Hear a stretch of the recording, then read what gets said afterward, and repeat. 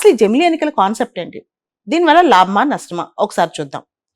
జమిలీ ఎన్నికలు అంటే లోక్సభకి, స్టేట్ అసెంబ్లీలకి, లోకల్ బాడీస్కి ఒకటేసారి ఎన్నికలు పెట్టడం. రామ్నాథ్ కోవింద్ కమిటీ రికమెండేషన్ ప్రకారం లోక్సభకి, స్టేట్ అసెంబ్లీస్కి ఒకటేసారి ఎన్నికలు పెట్టి 100 రోజుల లోపల లోకల్ బాడీస్ ఎలక్షన్స్ కూడా కంప్లీట్ చేయడం. అయితే మధ్యలో మనం చూద్దాం, ఇప్పుడు జమ్మూ కాశ్మీర్ కి ఎలక్షన్ జరుగుతున్నాయి, తర్వాత హర్యానా, ఆ తర్వాత మహారాష్ట్ర, వచ్చే సంవత్సరం మొదట్లో ఢిల్లీ ఎన్నికలు, ఆ తర్వాత మనం చూస్తే బీహార్ లాంటి రాష్ట్రాలకు ఎన్నికలు ఇవన్నీ జరుగుతాయి.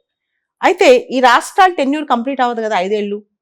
వన్ టైం మెజర్గా, అంటే ఒకటేసారి వన్ టైం మెజర్గా అన్ని అసెంబ్లీలు ఒక అపాయింటెడ్ డేట్ పెట్టుకుని అన్ని అసెంబ్లీలు, లోక్సభ అంతా కలిపి ఒకటేసారి పెట్టేస్తారు.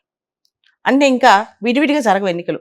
ఒక డే పెట్టుకుని వాటి టెన్యూర్ అయినా కాకపోయినా అన్నిటినీ ఒకటేసారి ఎన్నికలు తీసుకెళ్ళిపోతారనమాట. అది వన్ టైం మెజర్. ఆ తర్వాత ఇంకా ప్రతిసారి ఒకటేసారి ఎన్నికలు పెట్టుకుంటూ వెళ్తారు.